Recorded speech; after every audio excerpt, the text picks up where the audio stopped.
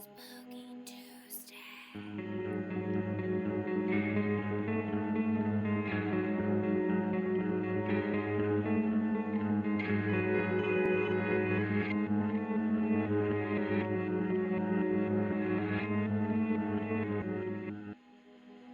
One night, I was sitting and I was thinking about how to leave Adrian.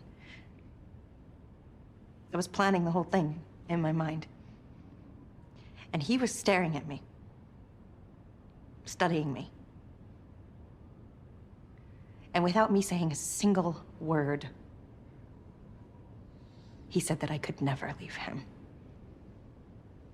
That wherever I went, he would find me.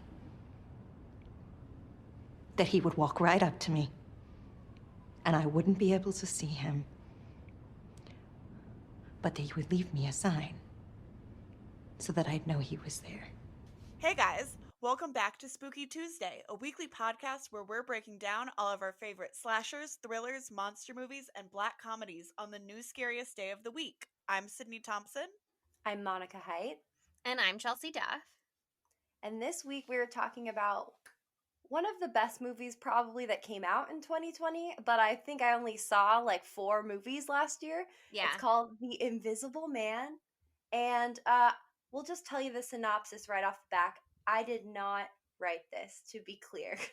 When Cecilia's abusive ex takes his own life and leaves her his fortune, she suspects his death was a hoax.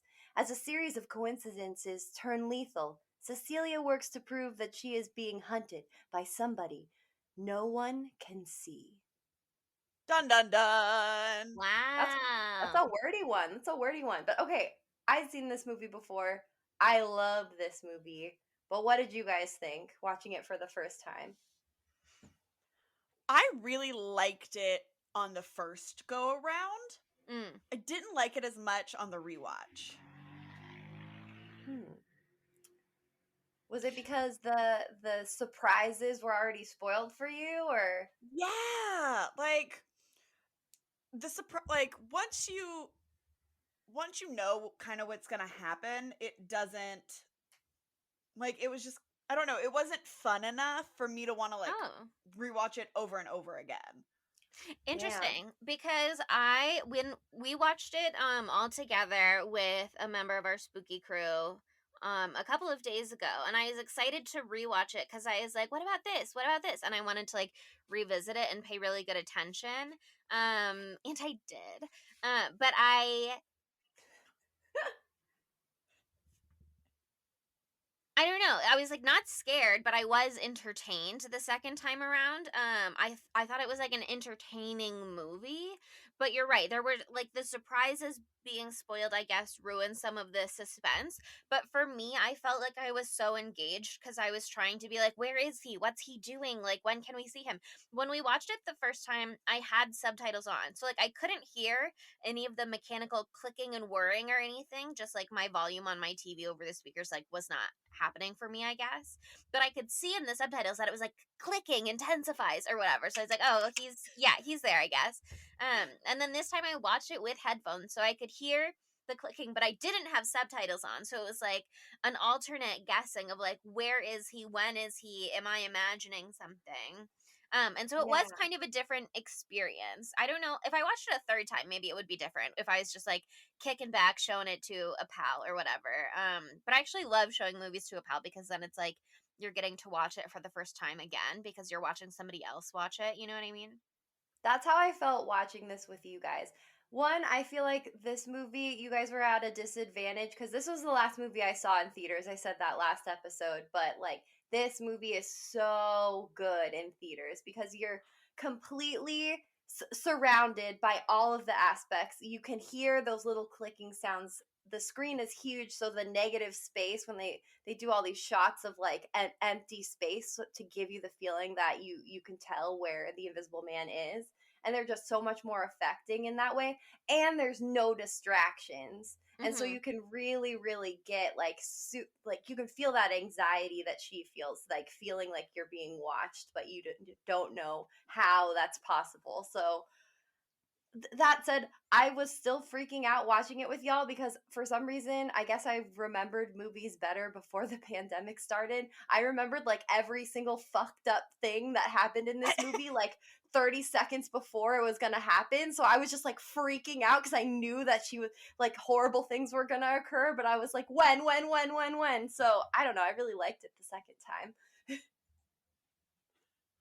I think this would be a movie that I would absolutely love in theaters. So I'm Oh, yes. jealous that I'm you got sorry. to see that before. Like I think I would have liked it a lot more because this movie, like what it does do is create like really good suspense Mm-hmm. over nothing. Like Mhm. over absolutely nothing. It's like the way the camera moves like made me anxious. Like you're like, is he there? Is he not there? Like it really does just it builds and builds and builds this like really great suspense. And then it just like I don't know, the ending kind of is wishy-washy for me. I will say camera work wise, okay, so one of the things I really wanted to pay attention to the second time around is if he casts a shadow, cuz I was like, oh, all the other Invisible Man movies, he's like his body turns invisible. You know what I mean? Like Mm-hmm. you cut this out of the last episode, but I talked about how I had seen Hollow Man, the Kevin Bacon 2000 movie, which is based on the same short story. And in that it's like the same thing, his body turns invisible, but here spoilers, but he has a suit that helps him turn invisible. And I don't know if you guys remember, but I feel like 10 years ago when we were really big on Facebook in high school and stuff like that, there was a surge of news stories being like Harry Potter invisibility cloak real, where it was like the same kind of technology for the military or whatever, where it was like you have cameras that can but they're also screens, so they're recording around you and projecting, so it has the appearance of invisibility, but like that's what's happening here, but things would still cast a shadow. You know what I mean? Like if the light is hitting you from the front, sure, you Totally. can't see it when you're looking His at the body suit. still exists. Yeah, but there would still be a shadow cast behind him. So I was really trying to pay attention for that. And there are some scenes where I think they dropped the ball on it, but there are also a lot of scenes where the camera work is done really well so that you can't see wherever a shadow would be. Um, Mm-hmm. and that, I mean, to me that has to be intentional to some degree, but also there's a lot of moments where it's like, oh, when they're in the hospital later on, the police are casting a shadow against the wall, but when it's like he gets close to them, the lighting shifts, so they're like no longer casting a shadow in the same place. So a lot of it is done not necessarily like realistically, but very cleverly, so that it's not like giving away his location. Totally. But that said, there was one camera shot when it's like Elisabeth Moss is in the house by herself, and it like pans to show the whole home basically. At James the cop's house, Aldis Hodge, my beautiful husband crush. I love him. He is so So beautiful. perfect, perfection. So beautiful. In, Why is he a incredible. cop? Why is he Art, a cop? yes, But the only flaw. But there's like a panning shot there, and it made me feel like we were in like a tiny little miniature model home, but other than that I felt like this movie was so artfully filmed. totally. Like, I don't know, the showing of the negative space and then reading the trivia, I know this, they would show like views of the action, like views of Elizabeth Moss character Cecilia with James and with Sydney, like having a pillow fight, for example, after Sydney receives that gift of all that money. And they show you a view from down the hall, and it's just so nerve-wracking. That's one of like the first inklings you get about like where the invisible man is and the fact that he's in the house. And so looking at the trivia, it said that all those shots are you're supposed to be behind the invisible man, like watching like from behind where he is. So if you could see him, his head would be like the back of his head would be there. And I just love that they put a lot of thought to the cinematography here, and the trivia, whoever did it for IMDb, they put too much thought into the trivia because it was Okay. 25 pages long, and it took me like 3 hours to get through, and I know things I never wanted to know nor needed to know, but thank you, whoever is so No, dedicated. no, no. I don't thank you, whoever is so dedicated. Because the thing about IMDb trivia, to my knowledge, is that anybody can add it, and then people just vote like, is this helpful, or like, is this interesting, Yeah. or whatever. But anybody could be like reading an interview and add something, and there were a lot of things in the trivia that I feel like really confused the issue for me after the fact, and okay, so I watched it once with you guys, and then I watched it a second time by myself, and then I read the IMDb trivia for my quote unquote research, and then I had to like go back into certain parts of the movie to be like, is that right? Like, is a lot of the trivia is conflicting because it probably came from different people. And so I just feel like actually this time around, the trivia for me did a lot more harm than help. Yeah, I definitely started skimming after the first hour and didn't really absorb anything after that. After the first hour of reading IMDb trivia, it's just too long. Seriously. That's too I long read to have to get slow. I through read IMDb very trivia. slow. I literally like scrolled through it and I was like, this is a lot of words. No, thank you. And I did not read Mhm. any. And I was like, close tab. I read all of no, it. thank you. It didn't take me an hour, but the fact that it could take anybody an hour means there's too much trivia there. No. Okay, and so this is a good segue into the rant that I want to give to you all on this day, Okay. in this day of our Lord. In the trivia, like 99, that's not true, but a large percent of the trivia kept referencing this thing called the dark universe. This movie is in the dark universe. Actually, it's not in the dark universe. The dark universe, the dark universe. I was like, what in the fuck is the dark universe? And I Mhm. was like, this is stupid. I don't care about this. It's obviously not in a dark, like, it's not like a series of films. Like, there's no marketing about that at all. So I was like, oh, I'm just going to drop it. I'm not going to look into it anymore, and we're not going to bring it up on the pod. Well, things have changed. Because on Thursday night, I sent Sydney and Chelsea about 500 texts that they didn't answer, which I don't blame them because I got high and I watched scary movie trailers for 2 hours instead of watching a movie. And one of the ones that I watched was for a movie called The Mummy, but not the beautiful one with Brendan Fraser and Rachel Weisz. The one from 2017 with Tom Cruise. Tom Tom Cruise. Cruise. Thumbs down for So, me. yeah. So in my household, in the beginning of the pandemic, every single day we would watch a action movie, and so naturally we got to know Tom Cruise very well. And Oh. so I told the boys about this Mummy Tom Cruise, and we just watched the original Mummy last week. So we're like, we got to watch it. So we sit down to watch it, and what I did not know is that the Mummy 2017 was the official very, very over trying effort of the Universal Studios platform production company, whatever the hell they're called, to start their own Marvel-esque cinematic universe. No, no. Yep. Oh Uh-huh, God. uh-huh, It's a uh-huh. veto It's from called me. the Dark Universe. Hate Dark it. Universe. So also you could think of it as the DCU, the Dark Cinematic Universe. And Absolutely not. this is actually, so this Mummy movie was absolute garbage, but the idea of it is that the Universal Studios, they have all these monster movies, right? They've got Invisible Man, they have the Swamp Monster, they've got Jekyll and Hyde, Wolfman, Van Helsing, Mhm. Frankenstein, Dracula, all of these. So they're like, we're gonna do a fucking Avengers kind of esque No. deal with all of these monsters together. Legit, this is a thing. It's a I thing. I And hate it already. okay, this has already No. been done once. They did The League of Extraordinary Gentlemen starring Sean Connery, which, like, I would watch that for sure. It came out like 20 years ago, or probably way longer ago. And that sounds fantastic. But this is like so forced. So basically, the premise of The Mummy, this is the worst movie I've ever seen in my entire life. Basically, Tom Cruise is in it. Who cares? There's a hot blonde lady. Who cares? The main point is there's a super sexy, evil mummy lady who killed her dad and killed her little brother's her little brother, so she could become Pharaoh. And then they entomb her in a tomb, and she comes back to life. She's super evil. She's super hot. I was so excited. She's so hot. We're gonna have a great time. No, They spend 90% of the movie trying to set up the fucking DCU. So they're like, oh, guess what? There's a mysterious voice that you hear with so much bass that it feels like you're going to shit yourself. And guess who that is? It's Russell Crowe. That's already too much for you. Guess who Russell Crowe is? He's Dr. Jekyll and Mr. Hyde or No, whatever. I Or hate the other way around. Yeah.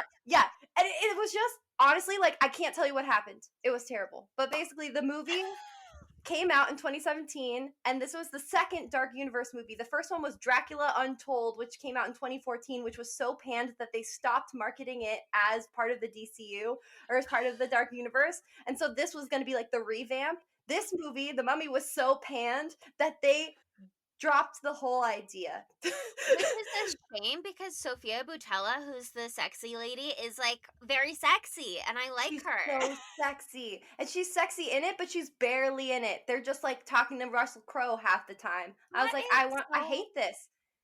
And it has why? Nick from New Girl in it too, and he's a zombie mummy. It's very it's horrible. But all that to say, they were like, this is terrible. We can't do this. Everyone hates us. They Yeah. fired the people who were in charge, or they left. I don't know. And now they're just doing one-off movies that are like revamping the old stories, but they're not part of one magical super monster Avengers team. Thank God. So Thank this God. movie is the first DCU movie that wasn't a big fiery piece of shit. So good for Universal, I guess. Okay, but also this movie does what that Mummy does and takes a very sexy character and then gives them 0 screen time. Literally makes them invisible. So Technically, true. the character got a lot of screen time. Just But he was invisible, so we the actor. Okay, actually, here's the thing. When we watched this movie the first time, I genuinely forgot what's his name. Oliver blah blah blah. Oliver Jackson-Cohen. Thank you.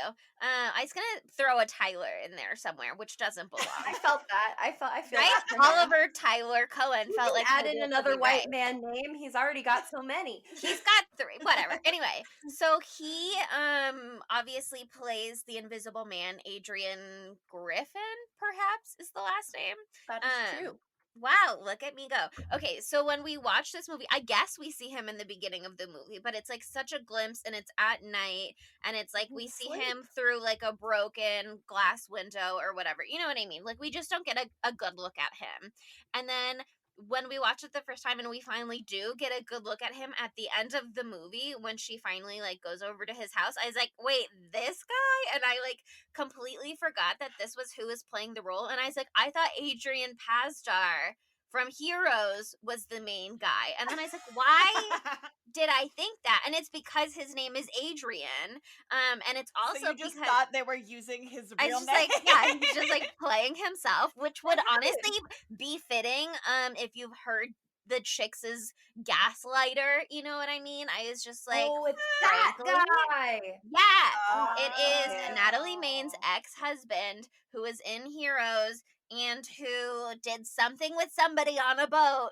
And I just was like, he's gaslighting her, gaslighter by the Chicks, and his name is Adrian, and he also has like a sort of rumbly voice. And it took me a long time to be like, he's not in this movie. And it was only the second time that I paid attention in the beginning again, and I was like, okay, yeah, I can see that that is not Adrian Pasdar. That said, Oliver Jackson-Cohen, Oliver Tyler Cohen, he did a nice little job. I find his American accent a little distracting, but He only says like 10 words in the whole wait, film. So. is he American or is No, he's British. okay? Phew, because I was IRL. like, he was American in the first season of Haunting of Hill House, and then in Haunting of Bly Manor, he's British. And then I was like, which one's Yes. real? See, so he is a great actor. He Wow. does have a great Oh, accent. yeah, I guess He his did really American well. accent wasn't distracting there. There's something about him here, and maybe it's because they made his voice like very rumbly also, because it was kind of disembodied. Like the way that the audio worked, it didn't necessarily sound like he was someone standing on set next to the other actor. You know what I mean? There was a Yeah. lot of this movie that was like very reminiscent of Candyman for me. Oh, totally. I got big Candyman vibes from Yeah. this movie too. I And think that's why I suggested it subconsciously. We were like, what movie should we do? And I was like, Invisible Man. And it's like, oh, it's like the exact same kind of thing yeah, that we it's just covered. So there mhm, you go. a lot of overlap, but they kind of give his voice the same treatment here, where it's like kind of rumbly and bassy and like reverberates through the movie in a way where it almost feels like it's inside of your head, which I guess makes sense because for a lot of the movie they're still doing that thing where it's like, is Elisabeth Moss just crazy? Whoa. Yeah. Yeah, okay. So cast wise of this movie, before we get deep into it, okay, we've done Oliver here, but we also have Elisabeth Moss, who like I have mixed feelings about her, but I will say that I think she knocked it out of the park in this movie. Like, incredible. Her being a Scientologist always freaks me out. Yes. Like, just knowing that, I'm always just like, you're a Scientologist. I do it with Tom Cruise movies and like all the other Scientology actors that I know of. You guys, Tom Cruise is in the other DCU movie. Wow, it all comes together. Is this a Scientology conspiracy? Maybe. Is Luke Evans a Scientologist? Does anyone know? Because he's Dracula in Dracula Untold. So Is someone look Luke into Evans a Scientologist? Right? it. Is this basically I would be really Scientology upset. propaganda? Is I he? don't know. It's hard. Okay, here's the thing. I did a Google search. Nothing obviously comes up, but the second result is a link called "The Stars You Didn't Realize Were Scientologists," but it does not mention his name in the preview, and it mentions his name in another one that's like 14 celebrities you had no idea were Scientologists, but it seems like it's unrelated article from somewhere else on the page that's like just getting indexed with this gallery. I think no, but we can't say for sure. We can't rule it out. Can't rule it out. Conspiracy at foot. Conspiracy! Just another reason to be wary of the DCU. Wow. Also, I Right? just would like on the record, we do know that there is another thing actually called the DCU with DC Comics, but that just has no Okay, relevance fine. The here. Dark Universe. I'm gonna call it the Dark Universe No, going forward. I like you calling it the DCU, and the actual DCU can just be like the Justice League universe, whatever. Nobody cares about them. No offense. Sorry, I actually do like some of the movies a little. No, it's true. I don't want to confuse our audience. This is the Dark Cinematic I Universe. don't I'll take the care time to if say they're it like that. confused. No, that's fine with me. They're following along. They're listening. They're paying attention, presumably, I hope. Otherwise, like, What are you doing here? yeah, otherwise why are you listening at all? Okay, but also other people in this cast that are amazing. We already talked Okay. about Aldis Hodge, who is the hunkiest hunk that I've ever I just seen. like I love him and I like Leverage a lot, and I just think he's like very sexy. And then also the director, per IMDb trivia, which again misleading for this movie, but per IMDb trivia on the commentary of this movie or the director's cut or whatever you call it, even the director was like, Aldous Hodge is the perfect man, and I would just like to say that's true and I believe it. It's very true. Have you seen his arms? Like, whoa. Also, Uh-huh. like, Uh-huh. he walks around like he is like almost encumbered by how buff he is, and it's amazing. But okay, also, so James, aka Aldis Hodge, his Mhm. daughter in the movie, Sydney, is played by Storm Reed, and I'm obsessed with her. She's so Dopest cute. name in the game, by the way. Her name Mhm. is Storm. Incredible. She might be from X-Men already. We don't even know. And also like she's in Euphoria, and she's so good in Euphoria, and I love her. Okay, sorry, but she should play Storm in the next X-Men revamp. That's another cinematic universe that she could join. We are putting it out there. And then of all the other main characters, there's of course Michael Dorman, who plays Tom. known piece of shit. I think he's like a good Tom is actor or the whatever. He was worst. like, I've never seen him in anything else. And so I was fully prepared to be like, he's Tom. You know what I mean? Whereas Aldis Hodge as James, I called him Aldis Hodge almost every single time in my notes. And Elisabeth Moss, I called Elisabeth Moss almost every single time in my notes. Like, do I know her name is Cecilia? Yes. Have I ever called her that? I don't think so. It's just not No. relevant. You know what I mean? Whereas Adrian gets to be Adrian because he didn't exist on screen for my eye to perceive, which is why I was able to project a completely different celebrity onto him.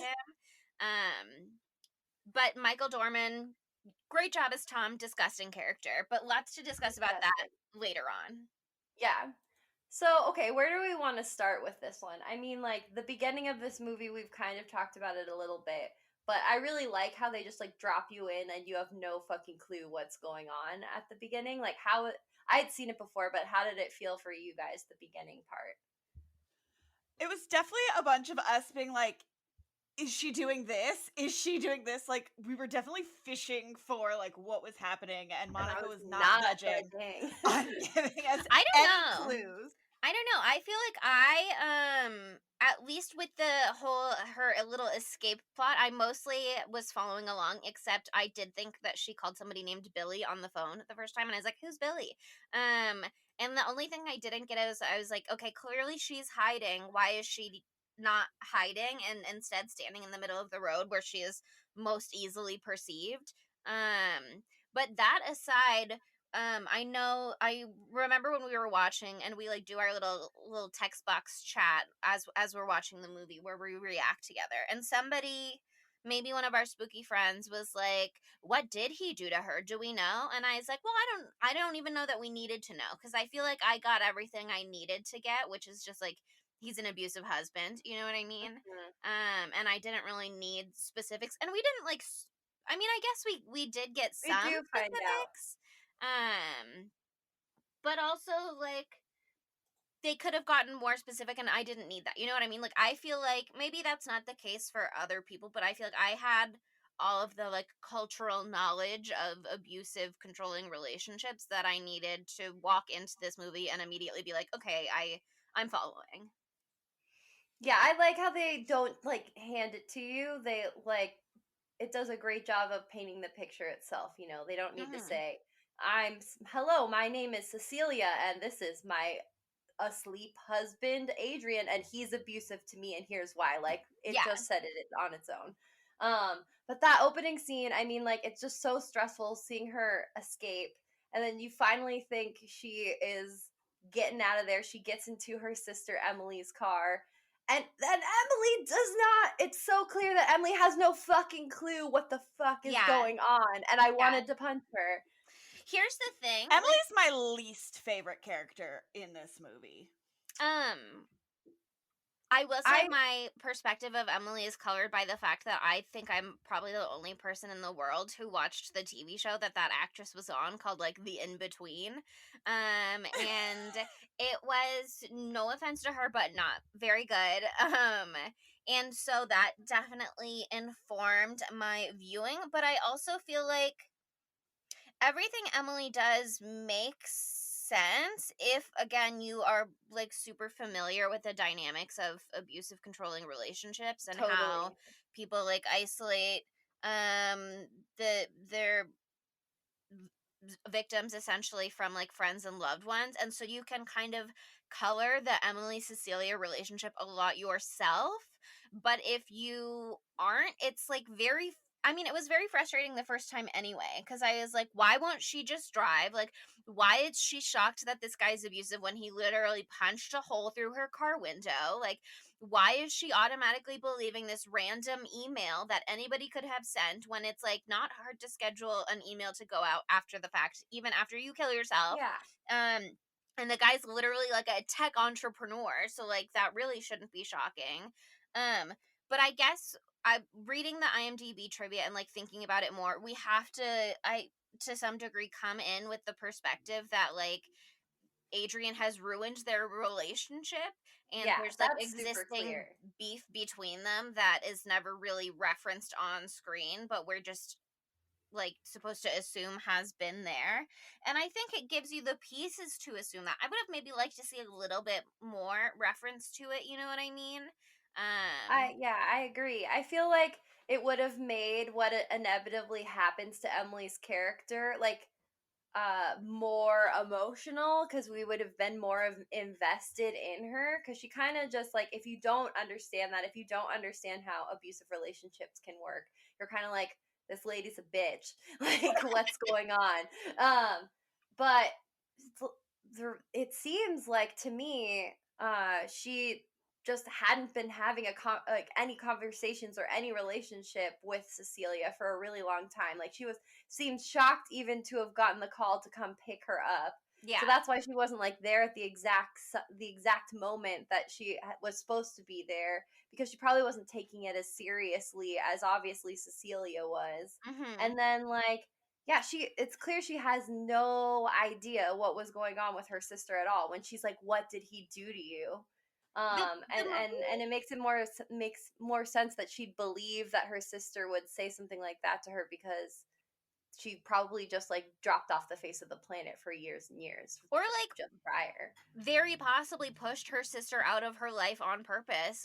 You know, like early on in the Yeah, relationship, if she's being gaslit into thinking like her sister doesn't care about her and Adrian is the only person who gets her, blah blah blah. You know what I mean? I'm sure she was like, totally. back out of my relationship, you're suffocating me, etc. whatever. But I just think what's interesting about this movie is that there's so much information that it doesn't give us, and that Hmm. you just I guess don't really question because it doesn't really matter. But like, we don't know who James is in relation to either of them. Like, I guess we know that he is Emily's friend, but we don't know how they know each other. Like, we don't know how this setup came to be. We just get like dropped in this situation and nobody ever really explains it at all. Um Emily or Cecilia is just like somehow part of James and Sydney's life, and there's 2 weeks that we don't see her getting settled in, and I guess we're just supposed to assume she got like super close with them in those 2 weeks. But there's just like so much that they don't, I mean, we don't need it, you know what I mean? It's a perfectly No, fine I book don't think without we that need it. information. But it's so interesting how most films really do give you all of that, and this movie is just like, you're fine, you're following. I think this movie in a lot of ways is like the exact opposite of The Conjuring. Even though it has the classic Conjuring blanket pull in it, which was apparently supposed to be a direct reference to it. And I'm like, all right, we Sure. don't need to Yeah, give yeah, anything more to Conjuring. All right, it's fine. yeah. They're But just like, Conjuring of course. like leaves nothing up to the fucking imagination. They're like, here is every word that you could ever say that could ever happen in this film, and then also here's some other topics that don't need to be covered, and we will be covering them as well. But the Invisible Man is like, figure it out yourself, honey, and let's focus on the spooky bits. And I appreciate that about this film. One thing that I do love that this movie did was it didn't make Emily Moss and or Cecilia and James be like a love interest at all. Like, Mm, I love that Yes, they made that like a platonic friendship, yeah. because like I you see agree. just so many, like, I think them being friends Hmm.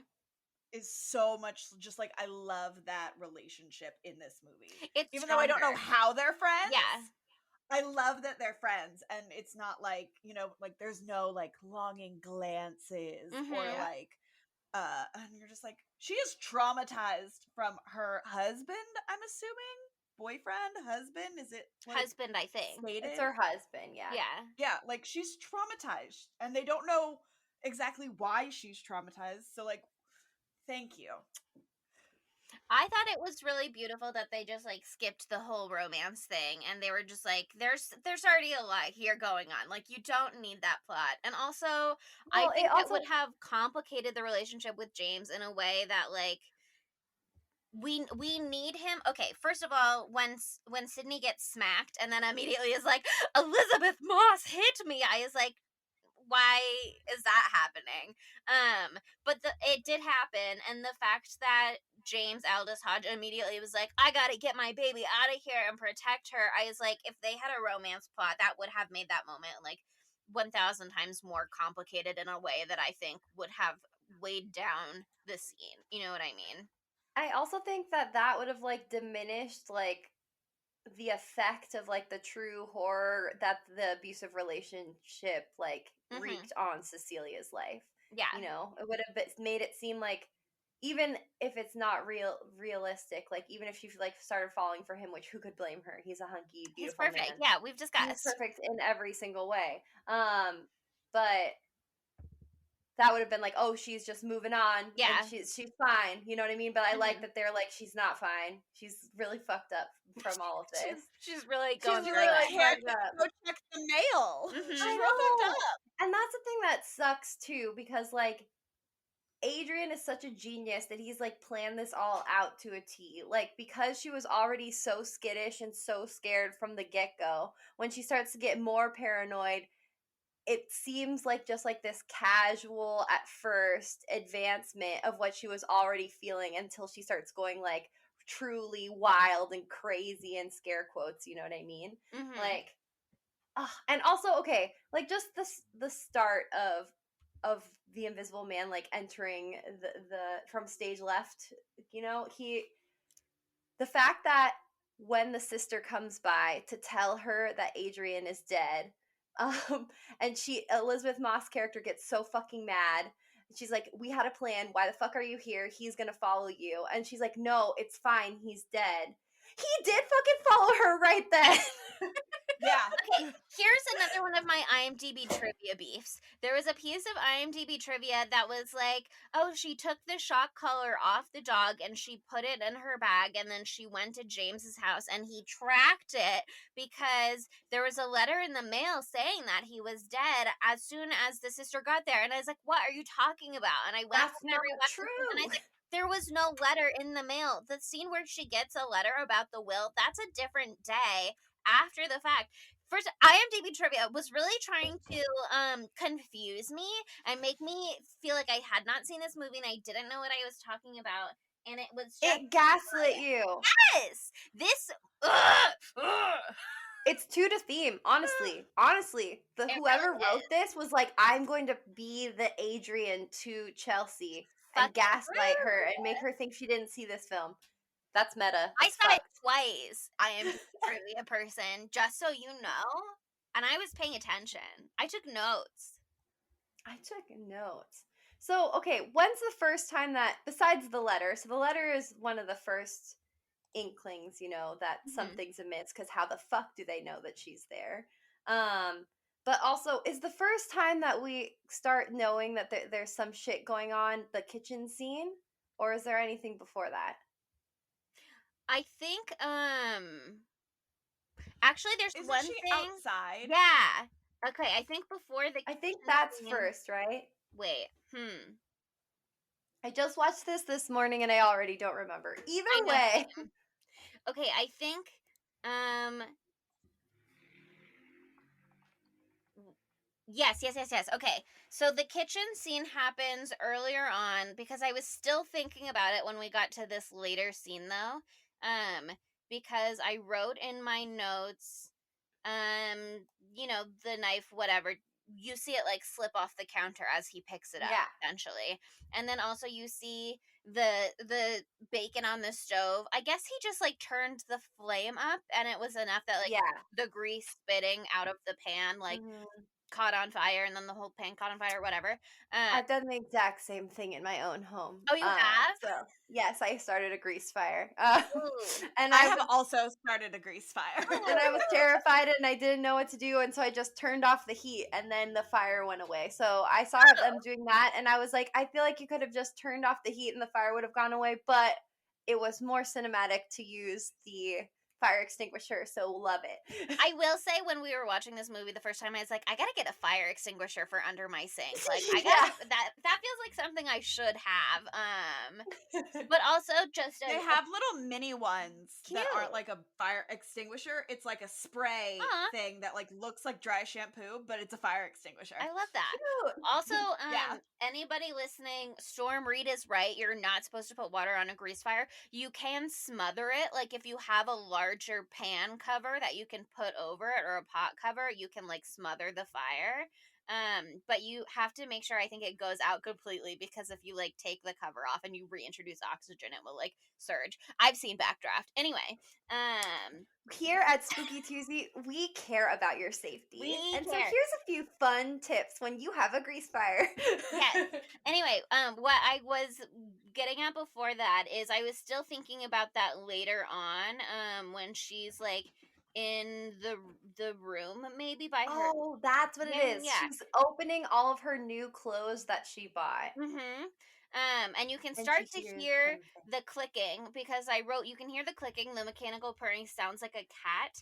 And then I was still thinking about the fire, and I was like, was the fire just to distract from the fact that the knife goes missing? Like, do we think he set the fire just so there would be enough panic that nobody would be like, where'd the knife go? Or do we think that was also just to be like, uh-oh, you crazy girl? But then They didn't it even goes with notice the- the I know knife. nobody questioned the Yeah, I knife. didn't. And I feel like we could have gotten an establishing shot of the knife block with like several empty slots, but whatever. Anyway, there's also a scene where she goes outside once she notices the door is open on its own, and you can see like the little chain swinging, so you know it's been like recently opened. It hasn't been like hanging open this whole time. She just didn't notice. And then when you go outside on the porch, you can see a puff of his breath next to her on the porch because it's cold out. And that was the first time I was like, ooh, that's interesting. That the breath puff is like Mhm. that spooked me out real bad. I didn't I notice just it think the that was first time. such- I only noticed it this Oh, morning when I was really? rewatching. Yeah. Oh man. Oh, I just think that that's like a perfectly done intro. Like Yes. the fire was great, very scary. You obviously know some fucked shit is going on, but like that little puff of breath. And they were gonna do something similar later in the film where they put like a handprint in the steam Yeah, on on the the shower. shower door. But like that's been done. That's been done. This, Been there, ooh, I done was like, ooh, it's so spooky. But then chick starts getting way more amped up almost right away.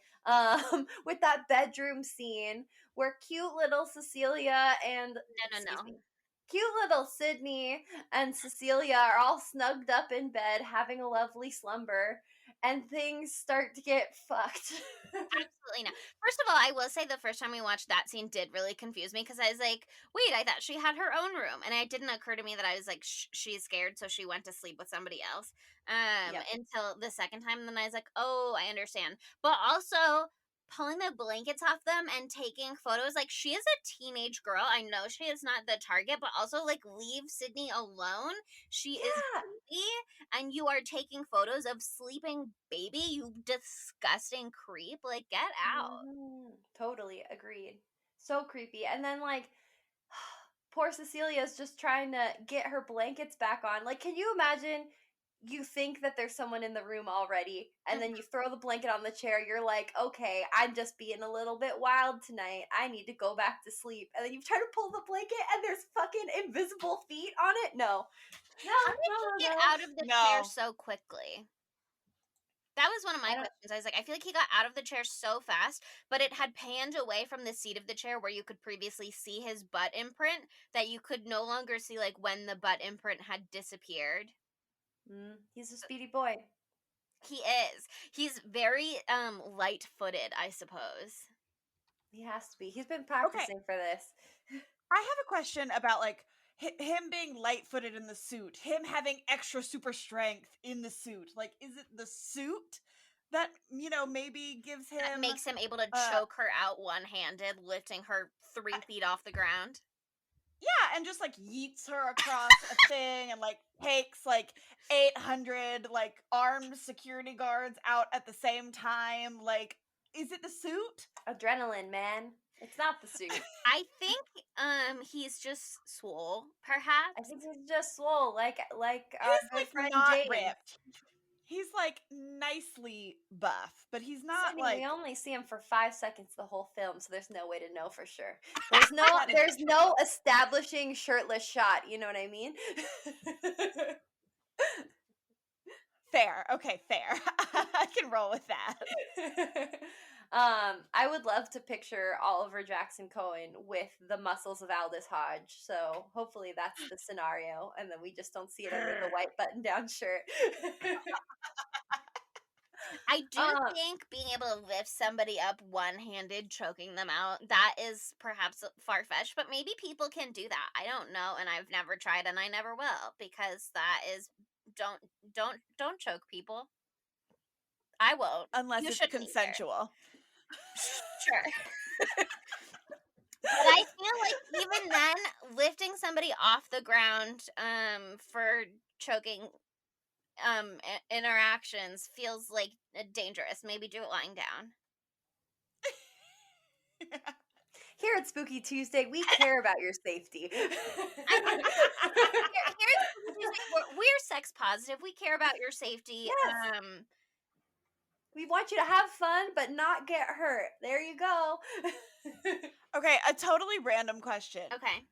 If he was having sex in the suit, would it just be a floating dick? Yes. And that, I think, is the scariest imagery of all. I don't like that. I don't either. But like, also, that'd be kind of funny. I don't think there's a zipper. Okay, we do have questions about the suit, which is, we know that it like pulls off from the head, but that's really the only opening in the suit that we know about. So I do have more questions about how it comes on and off, but I guess who cares? It's like a wetsuit, so like when the time comes and you have to pee, you just pee in it. And it Same just, like, thing. It just warms. Yeah, but up in a the area. wetsuit, you're in water. You're and not it just goes in water. down into your feet, and it's fine. It's fine. It's the same idea as a wetsuit. Presumably, this suit has to be like very tightly put together so that you don't get little glimpses of not invisible things. You know what I mean? I guess it's got a fully working toilet inside. Yeah, it's got well, also maybe he's got you know how what's it called with a little tube? He's got a catheter in. Yeah. Jeez, he's going to great lengths to fuck over his wife. Oh my god. He is going to great lengths. Like, he really is. You know what I mean? It feels like the suit is difficult to get in and out of, but also, we saw when she splashes him with paint and then he washes it off in the sink in approximately 0.5 seconds. That like clearly it's made to be resistant to the elements to some degree. That was another thing too. Like, how to get the paint off so fast? Somebody on IMDb trivia was like, that's proof that there's two of them and they were both there at that moment because he wouldn't be able to get the paint off that fast. And it's like, okay, then how did the paint get in the sink? We're just supposed to assume that it came off that fast. Like, that's sorry. Yeah, I mean, well, it hadn't like set yet, and like if it's got like a slick, maybe it's a hydrophobic. The suit is hydrophobic. That makes sense. Because what if he's walking down the street and a bird shits on him? And then everyone can see the floating bird shit. You can't have that. He has to prepare for these things. He's got it for things to slide right off. Because here's the thing. I do fully believe that this is not something he was developing just to stalk his wife. I fully believe that this was like a technological advancement he probably was going to sell to the military or whatever once it was like ready. 100%, like if you're in a war zone or whatever, you don't want to be able to get splashed with paint and be super visible. Like you want that to, you know. It just makes sense. It just makes sense. I will say though, that moment for me where she hears a noise and she's up in the attic and that's super suspenseful. She finds his phone, which has all the pictures of them sleeping. Again, she should have just gone to her hunky cop friend and was like, see, look at this. What do you think? This is his phone. In the these exit. pictures. Right? Like it, but like where we see her dump the paint on him, that made me jump. That was like actually spooky to me. I was like, oh my god. When we were all watching this movie together, you guys were like, why doesn't she just take the phone? Why doesn't she just take the phone? And I'm like, the spooky man is right there. Like she then has like the fight of her life, gets thrown over a table, gets thrown in the air, has to break plates on his head. So, like, she probably lost the phone in the middle of that little tizzy. Sure, but I am just saying, if I were her, I would simply be like Sarah in The Roommate and have immediately memorized the phone number of anybody relevant to my life so that I could text that picture to James right away. And James, upon receiving that photo, would be like, I didn't take this photo. Sydney and Cecilia are both in this photo. Clearly, there's something afoot here. You are a woman of sound mind. Thank you so much. I Chelsea, you would watched The survive a Roommate. horrore movie so well. I mean, I Seriously, wouldn't final because girl, Chelsea. I wouldn't actually memorize. I don't know anybody's phone number. I just, when I was screenshotting The Roommate to do social posts, I was like, how did she memorize Rebecca's phone number the day that she met her? But I don't know. Anyway, that's not this episode. This episode is about a different movie. But just to backtrack a little bit, though, so the scene where Sydney and Cecilia are in bed and the covers get pulled off. Huh. When Cecilia wakes up and she looks, and the first thing she sees is that hat, cloak, man, it seems, in the corner. Everybody's into fashion, first of all. Okay, totally. One, that's an homage to the OG. A through line. Well, no, it's an homage to the OG Invisible Man, because, like, in that movie, he becomes invisible and he doesn't want to be invisible, so he tries to be visible by wearing a big cloak and a fedora, which is adorable for him. That's very cute. But in this movie, apparently, even in 2020, young aspiring fashion students still think fedoras are in vogue. Sydney's like, I grew up watching The Roommate, and I would also like to be like Sarah. And I'm going to have a big scarf and a fedora with a peacock feather. And that's style and desire, baby. That's style and desire. Fashion is coming back around. If I have to wear low-cut rise jeans again, I will simply kill myself. You don't have to do anything. Gaucho pants are back. You can't. Okay, I'm down for the gaucho. I think we just style them better by not layering tank tops and doing a big chunky belt. I'm wearing 13 tank tops with my gaucho pants, and you can't stop me. That's the thing. We're all allowed to do whatever we want. So, Sydney, you never have to put on low-rise jeans again in your life. And Chelsea, please wear as many tank tops as you see fit. So basically, at this point in the movie, things just start, like, rapidly going downhill. So she goes to her interview to be at a new architecture firm, and she was so nervous. The first time I watched this movie, I was like, oh, she's so nervous, she's acting so weird. No, we find out like 5 seconds later, she was actually hella drugged during that moment. Okay, that said, I do feel like actually some of her actions were appropriate, considering the interviewer just blatantly hit on her, being like, do all beautiful women have to go to Paris? Oh, God, yeah, I forgot about that. Yeah, so, I mean, I think, obviously we see that she is not well, because she's got just a shitload of diazepam in her system, but that's not even the most important part about that scene. I'm like, is it the fact that it was the same drugs that she drugged him with? Like, the exact same bottle is, like, sitting on the counter? I will say, I've got a lot of questions about, like, how Adrian was getting around and transporting goods, and whether he was using the ladder to get in and out of the attic the whole time. But that aside, because I don't really care that much, and I'm sure whatever, maybe he's got an invisible electric scooter. I don't know. He's got a backpack, and with his catheter in the suit. Yeah, I mean, we don't know. This suit is maybe there's a lot of pockets in there. But there were a couple things where, and again, I think this is part of the movie, is just like not handing us everything, where you just have to be like, this happened and I'm not allowed to question it. But it's like, how did the medication fall out of her bag? Like, how did he do all of these things? I think for the most part, a lot of it, you're just like, whatever, you have to roll with the punches. Yeah, life just happens. She was moving quickly, stuff fell out of the bag. Life just happens. You know, sometimes your abusive husband switches your secret birth control pills. You know, but I don't know where I was going with that.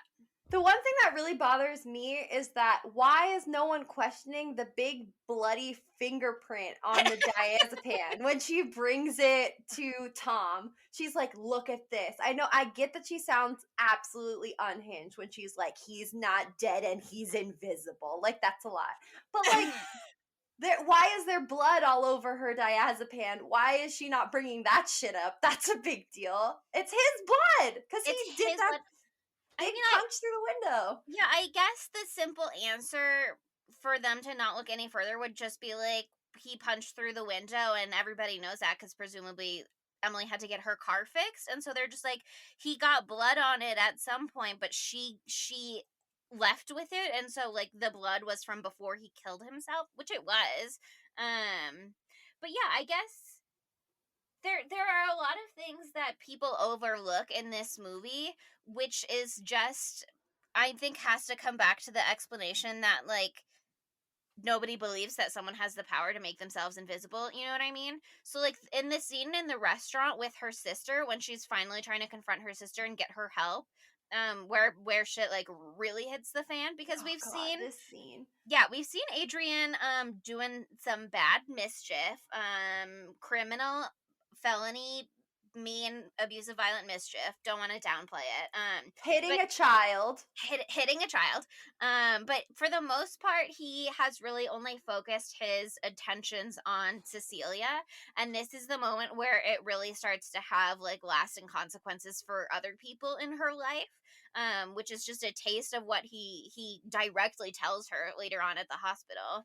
Um, but he goes after her sister in the restaurant, and you know, like if there were security cameras and they had a good shot of this table, they would be able to look at it and be like, okay, clearly the knife is like floating by itself, and the knife slashes her, and she's not holding it, she's not near the knife.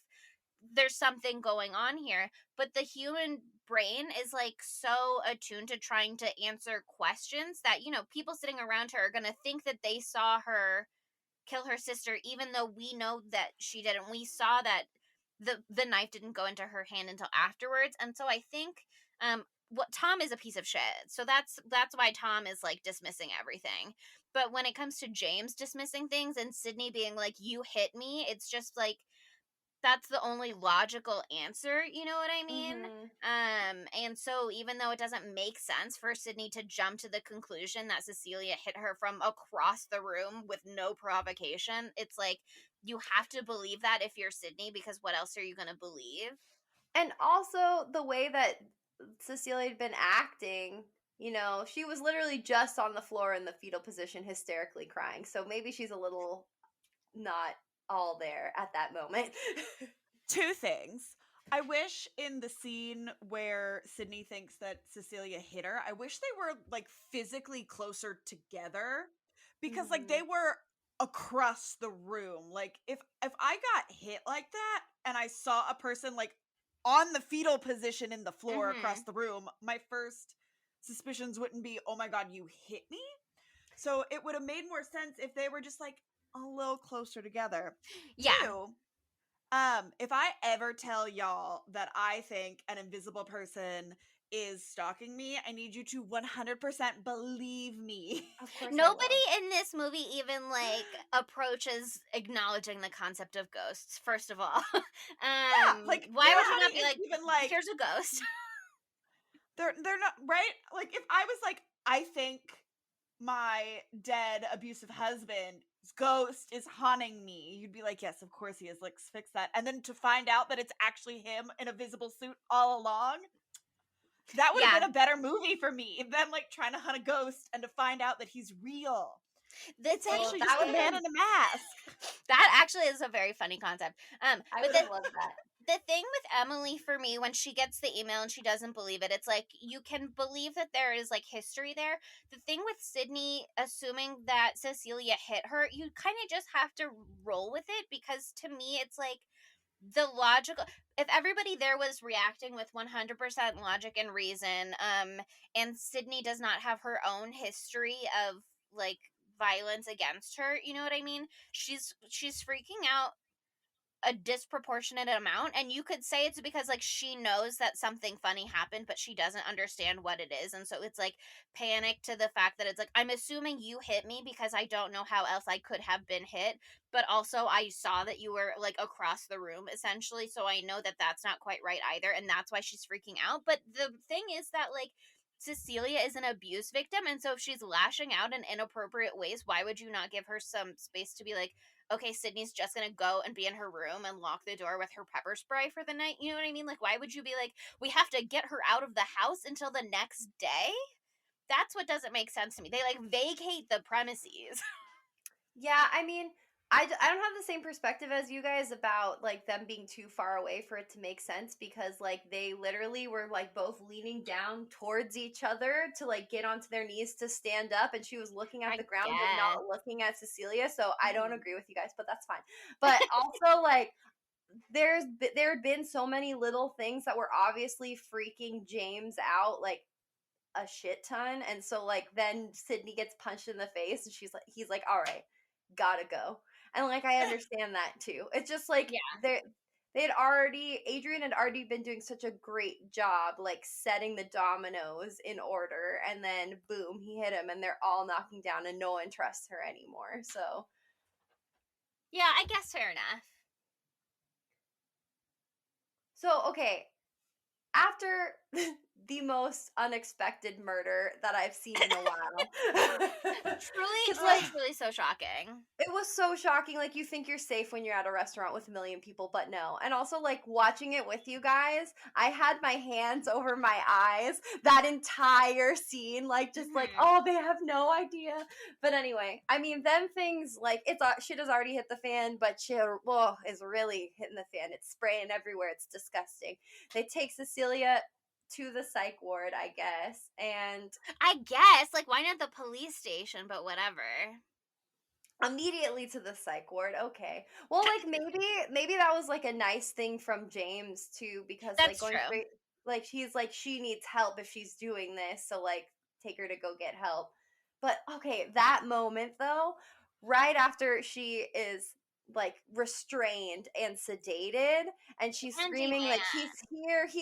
he's here, and then everyone leaves and that fucking bastard Adrian is just like, surprise. Ugh. He's gonna make me hate surprises. I love a surprise. How dare you?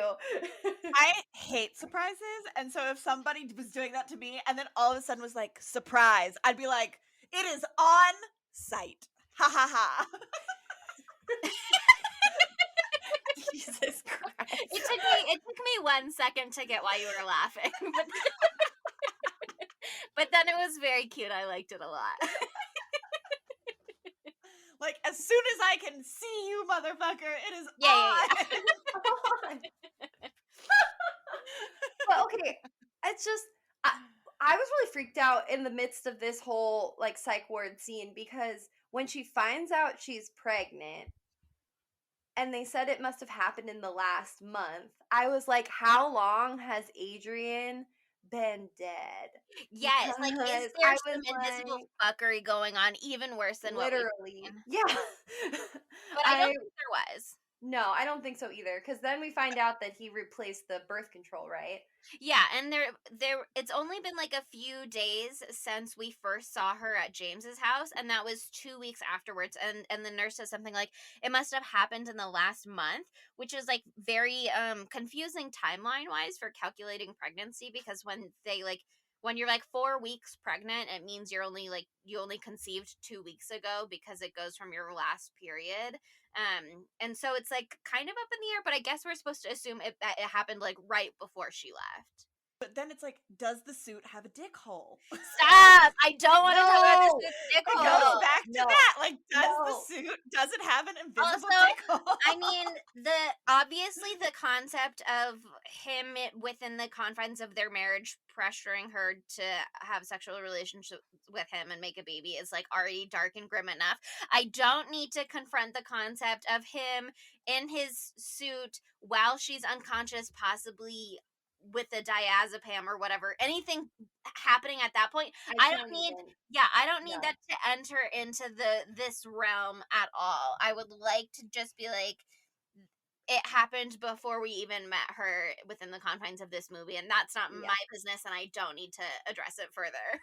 The out with the birth control is a crucial out, because when we were talking about this and I was like, did he? I was like, Yes, I the can't. first time we I was watched like, it, no. I wasn't paying attention to the timeline, and you said something, and I was like, and I Yeah. really got upset. Yeah, there's a lot of vomiting happening. So we are going to choose to believe it was a birth control related thing, and that's just that. And I have questions on that, because it's like, okay, she just started taking birth control, so what was she doing before to prevent pregnancy? Like, were they using condoms, but they were married? Anyway, it doesn't matter.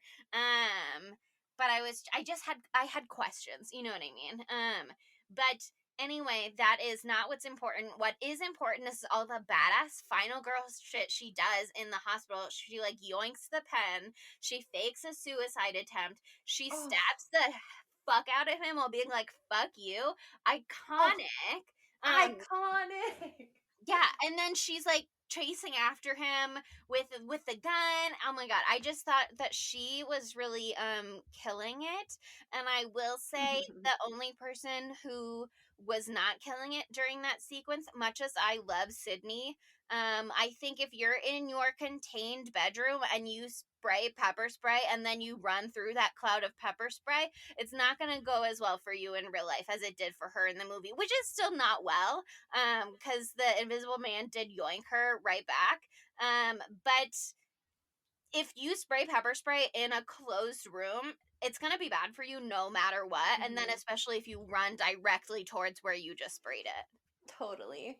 I will say though, just back to the final action sequence in the psych ward, like they kind of cross the line into like some real superhero like Mm-hmm. movie action shit during that point, just because like the suit kept like phasing in and out of visibility, and I was like, that's Venom. I was like, this is so crazy that Venom is here.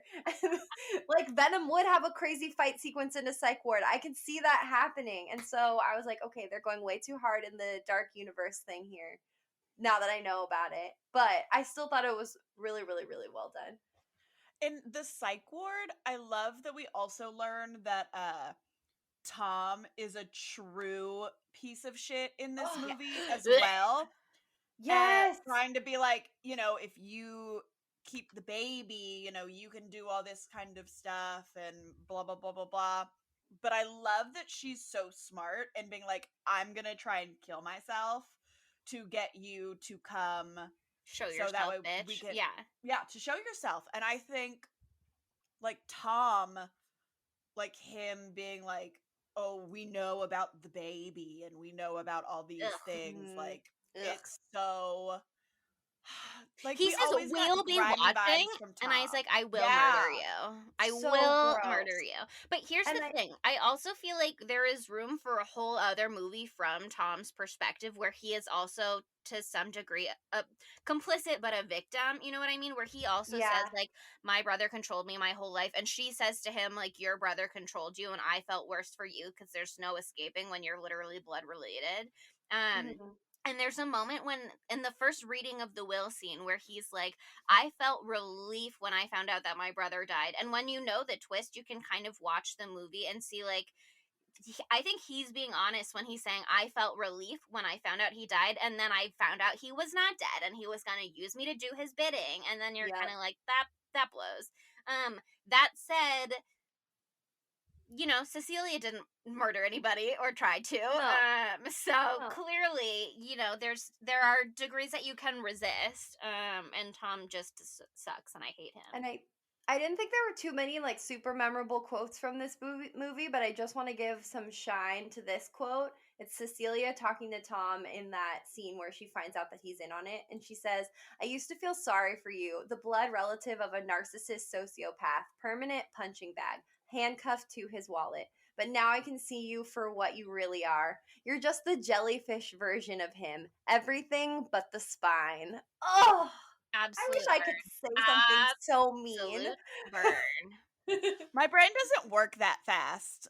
Like, if I'm, like, trying to be like, "Ooh, yeah, I'm gonna get something." It's either, like, I say something that is just, like, I'm not fully aware of what I'm saying Mhm. because I'm word vomiting out, Mhm. or I'm like, "I'll think of something later to respond And to I'll this." If write you were you a letter. Cecilia, yeah, if you were Cecilia, you would yoink that pen because you'd be planning your escape, but then you'd be in the shower about to do the wrist thing, and then you'd be like, "Oh, I should have called him a jellyfish." Yeah, that's exactly what I would have done. Okay, I have some discussion points just before we move on to our regular segments.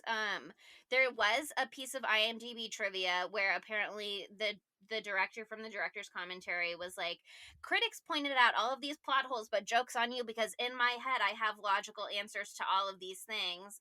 So they're not really plot holes, even though they're not solved within the logic of the movie itself. I'm gonna just list them off real quick for you. One of them is, were both Tom and Adrian at the house at the end? Another one is, and I kind of addressed this a little, invisible scooter, whatever. How did Adrian get around? How many suits are there is actually a big question that I have, because we know that Tom got shot in one, and we know the one that Adrian had was glitching. And I don't know that he had time to fix it, but there's the final showdown between Cecilia and Adrian when she goes to his house for dinner after Tom has been killed, and Adrian has been discovered from his kidnapping, whatever. And we don't see her do anything, but it's implied that she also puts a suit on and is the one that kills him, obviously. And so I have questions about that too, because it's like, was it still in the closet hidden in the vent, and there's three suits at play here, like, what? I just, and then also I want to know, do we think that she keeps the baby? But that's also like, who cares? But I have some logistical questions here about these suits. I think there's at least three. There's definitely at least three suits. There's got to be three, right? He doesn't have time to Yeah. be like fixing this, and if he did No, have there's time to no fix time. it, she would not be able to like sneak away down to the garage without being on the cameras. No, and also like Tom definitely gets to James's house way in advance of Cecilia getting there, even though they were like seconds behind each other in the car. Hmm. Um, so obviously that was Tom getting to the house when Adrian, I don't know if Adrian showed up to the house. I feel like he did, but it would have been really quick for him to have to turn around and fake his own like Kidnapping. Yeah, and then what kidnapping. happens to the car that he stole from the hospital or whatever? Well, I feel like that might have been his car. I don't think he stole a car. I think like he has to Oh, get places somehow. You know what I mean? you don't think he has an invisible electric scooter? I wish that he did, but also if An he did, he invisible would be bird killed scooter. so quickly. As someone who bikes in LA, I almost die every day. And like if someone couldn't see me like at all, I'd be dead in an instant. So, but yeah, I think that that was his own car because it was a fancy car. I feel like he maybe he just drives around in the invisible suit and people are like, "Oh, it's a Tesla." One of those self-driving cars. Oh my god. Or Tom drives him around, or he just takes the mask off because, like, what's the likelihood of people recognizing him? Okay, another discussion question that I just had in my head, but I already have an answer to it, which is just me being like, here are the plot holes that critics had. And I was trying to be like, if the director says he has logical answers to everything, what could that answer possibly be? Do we think this is okay? I don't have a question. This is just my theory about how he faked his suicide in the beginning. I think probably since Tom was in on it, I guess I just am contradicting myself when I said that he was being truthful when he was relieved when he found out his brother died.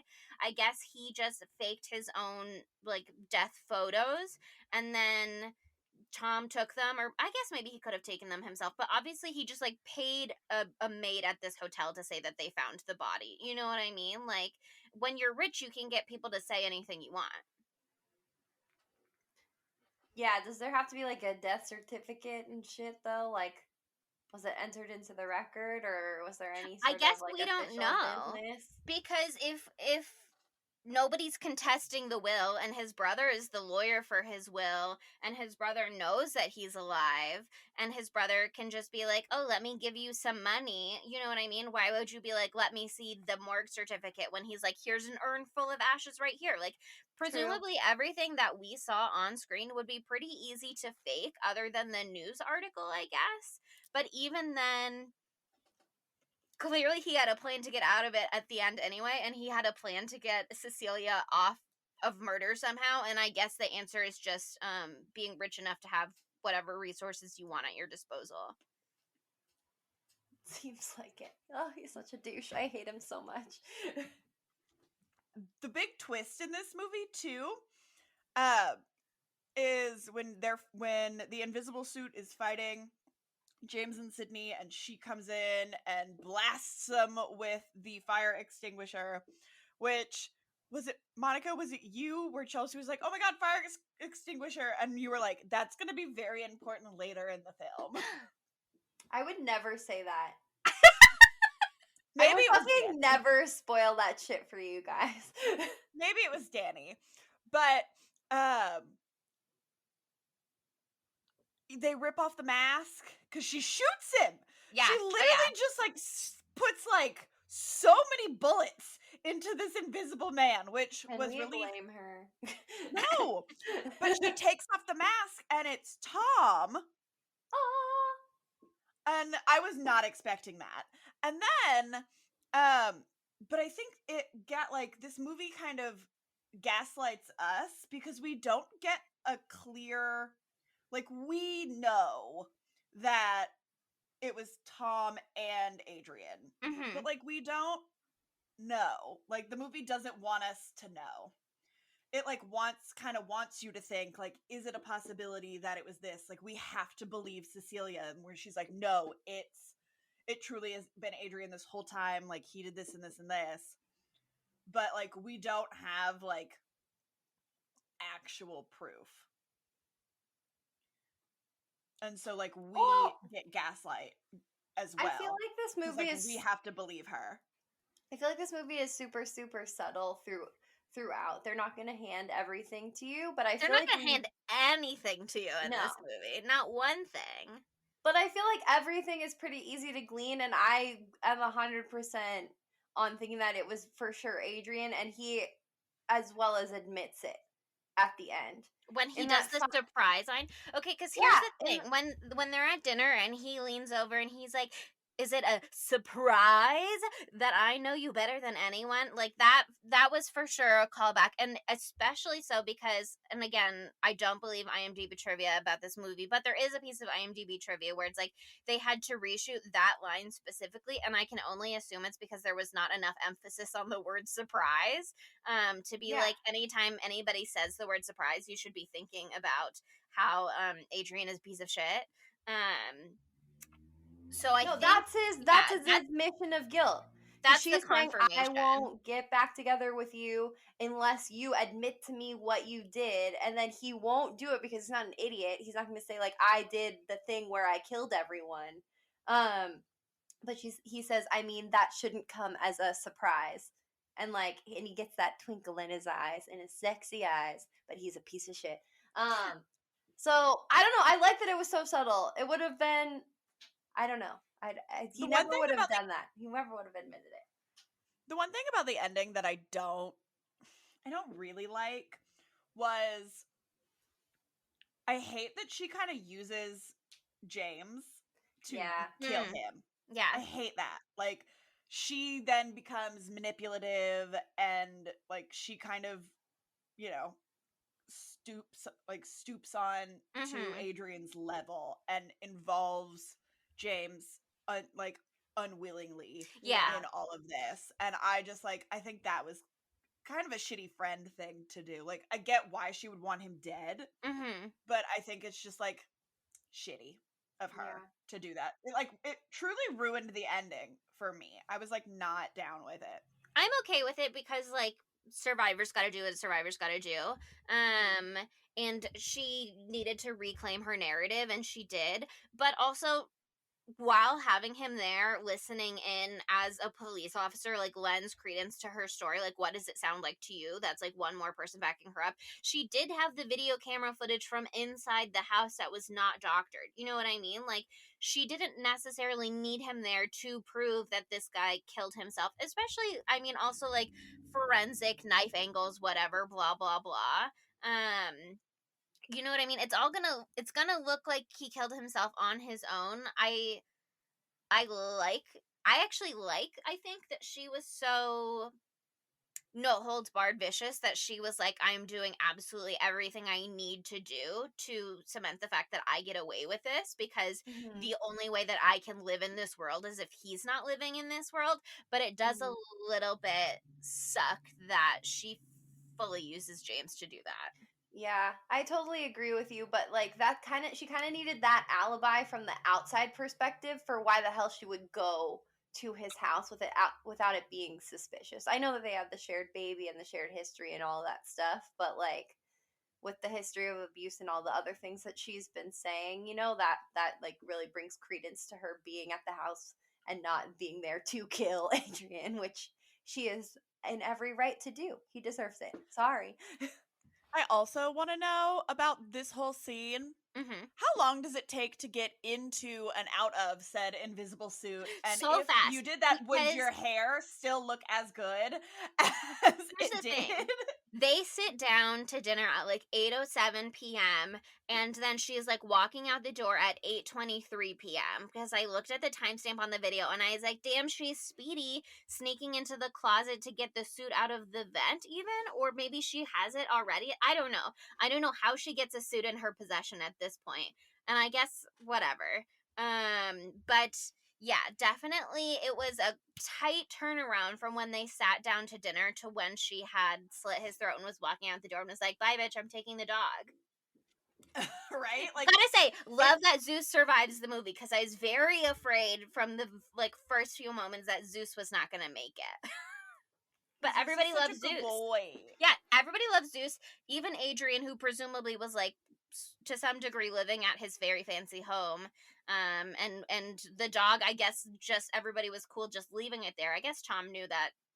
Maybe Tom came by. Maybe Adrian is living there. That's his home base or whatever. Somebody's taking care of the dog. I every time we see an animal in a scary movie, alarm bells go off. It, Thank God this it one could was be a okay. goner. It could be a goner. Zeus is the final dog. Oh, Incredible. yes. Okay, so let's move into our segments now.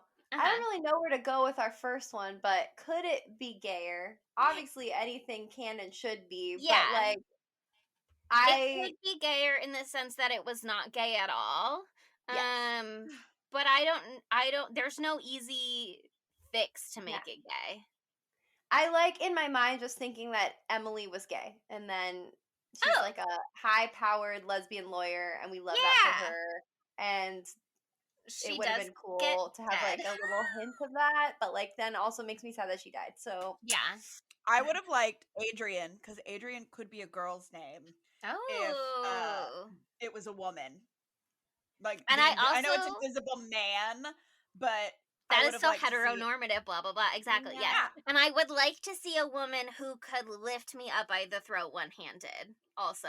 yes, True. that's something that I'm interested in. Very interested in this very buff female Adrian. Uh-huh. Also, Okay, it could what? have not been her sister. It could have been like a previous best friend that then we could be like they're gay. And unfortunately it is her sister. There's just no time for no any more characters. This movie was already 2 full hours long. So like I Yeah. don't want anybody else to be in this movie cuz already thank God it was so good. Otherwise I would have been very upset with having to sit there for that long. What about instead of it being her sister, Emily was her ex-girlfriend? So Yeah, like that's instead kind of of the what I was sister, it's saying. the Like ex. if they it Ooh. could have been a friend that we could ship her with, and if it was an ex-girlfriend that would also explain why there's so much tension between them, why she's Hot. so willing to believe an email that's like fuck out off of my life forever, you know what I mean? That would Hmm. okay, actually now I'm like I'm rolling with this. Okay, I like that a lot, actually, now that I understand what you're saying. I'm 100% on board. Wow. Wow, wow, wow, wow. Okay, so we know how it could be gayer.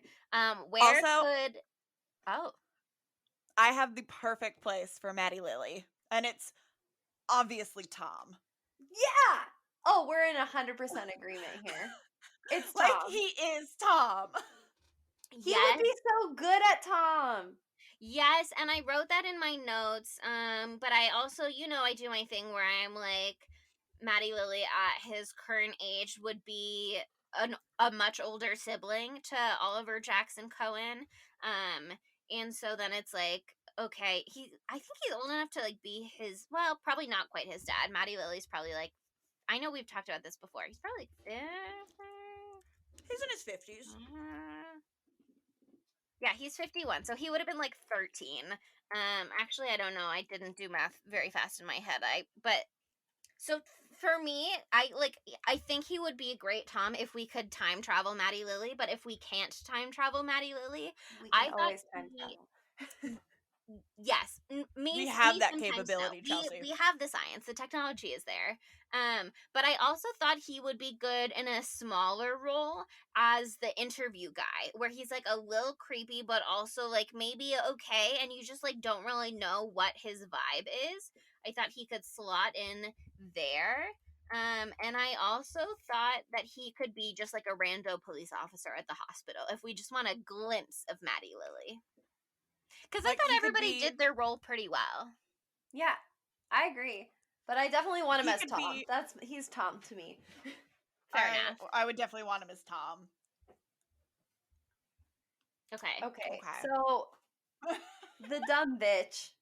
I Mhm. mean, I know who I think the dumb bitch is, but like, let's hear it. Who's got a strong case? I have very nuanced feelings about just about everyone. I kind of touched on Tom earlier, where I was like, I feel like he also is a victim of his brother, at least to a degree. Obviously, he's doing a lot of bad shit anyway. I feel like Emily was like not rolling with the punches very well. That's kind of dumb bitch adjacent to me, unless we're like bringing our own theoretical history onto the scene. I would never say that Sydney is a dumb bitch because I think she's a tiny little sweetheart and she's perfect. But I also do feel like we've discussed the leaping to conclusions getting slapped around. And I don't love the way that conclusion was leapt to, but it's not like dumb bitch level for me. Adrian is a dumb bitch because he sucks super hard. But he's also clearly very smart bitch. So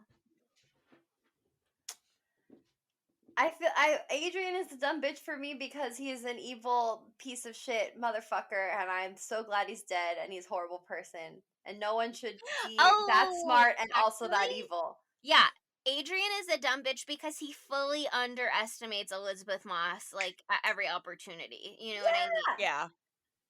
He's like, "Oh yeah, I'm the leader of optics in the entire world, and I made this camera suit that makes me look like spooky, clicky Venom, and I'm the smartest man alive." No, bitch, this Scientologist is gonna kill your ass. Never come up against Scientology. Dun dun You'll dun. win. You lose every time. Tom Cruise is here to save me. Wow, Dun dun dun. Dark Cinematic Universe comes back around. It always does. Okay, I'm fully ready to be like, yeah, Adrian's the dumb bitch. He's the dumb bitch. He's the dumb bitch. I hate him so much. I hate his hot face. Okay. He's so hot, so dumb. He's so hot. Such He's a bitch. He's such a bitch. Okay, so 9 out of 5s. I'm feeling very generous today, but I don't want to go first, and I guess I'm ready to hear what you guys really thought about this movie that I love so much. Okay, So, well, just break my heart. on IMDb, this movie got 7.1 out of 10. On Rotten Tomatoes, critics gave it 91% fresh, which is pretty incredible. And audiences were just right behind them. They gave it 88%.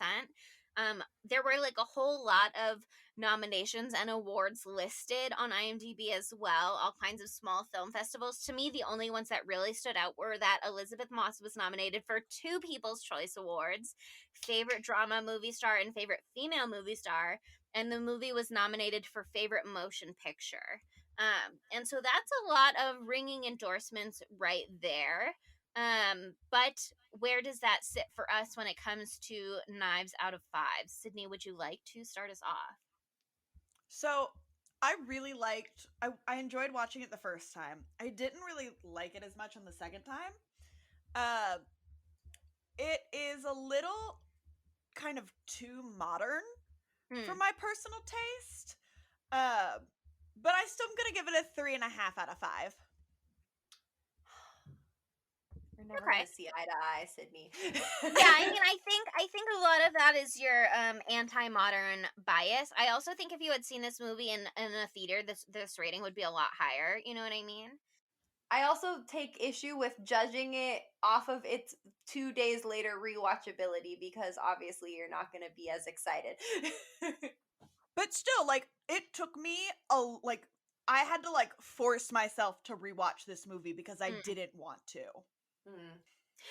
Counterpoint, I was actually very excited to watch it again because I was like, I wasn't paying attention enough in the beginning and I want to see what I was missing because I didn't see like the puff of air the first time on the porch and I like didn't hear the clicking at all. I just saw the subtitles and I noticed the knife come off the counter right away, but I was like, are there other things that I didn't see?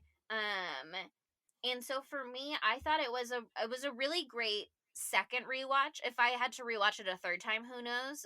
Once I was like not looking for anything in particular, but I did really like it. And while I think the movie could have done more to make things make sense, I think a lot of it does it's not like plot holes like the guy was saying. It makes sense, but you just have to fill in a lot of the blanks yourself, not in a bad way, but you are it's 2 hours long. They're like, sorry, we're not spending any more time like hand feeding you anything. You just have to be following. But I really liked it and I thought it was really good and I thought everyone did a really good job and I think Aldis Hodge is very sexy.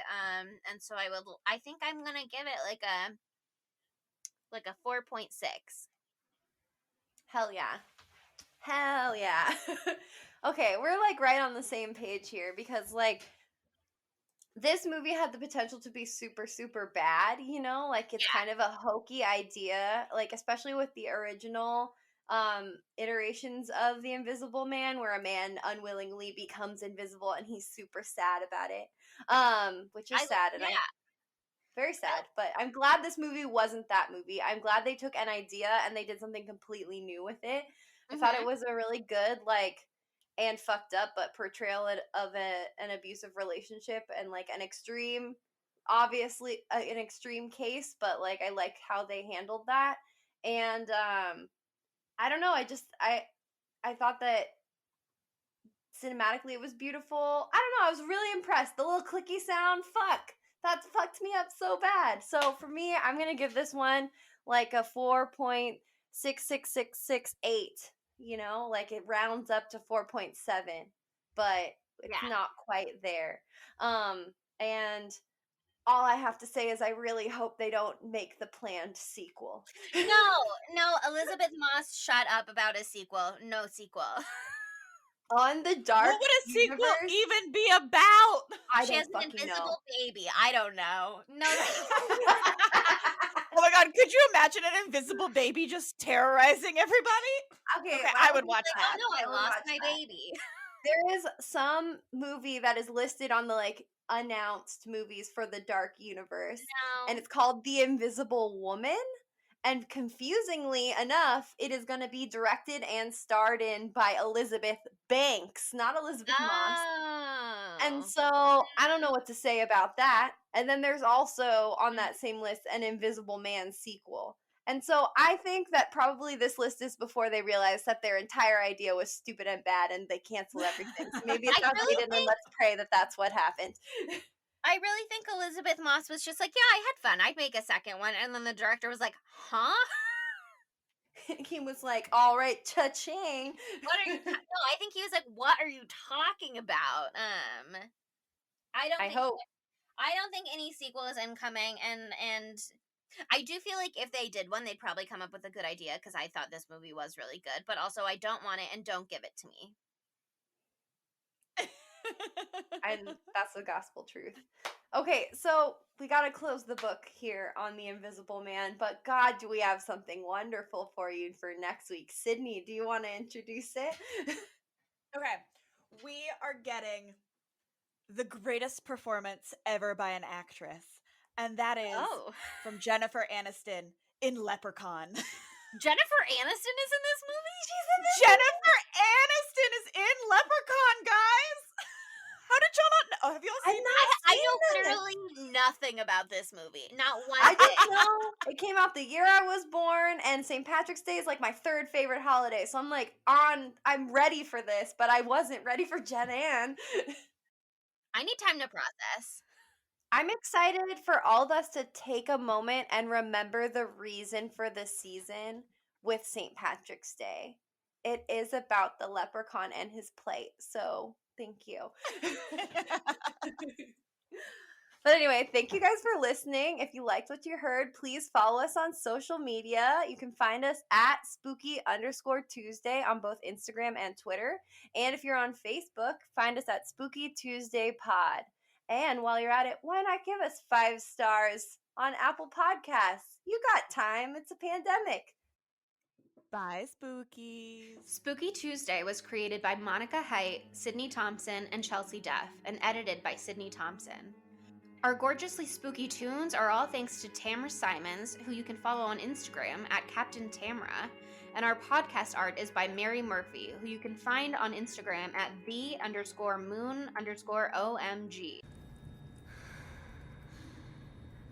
Surprise.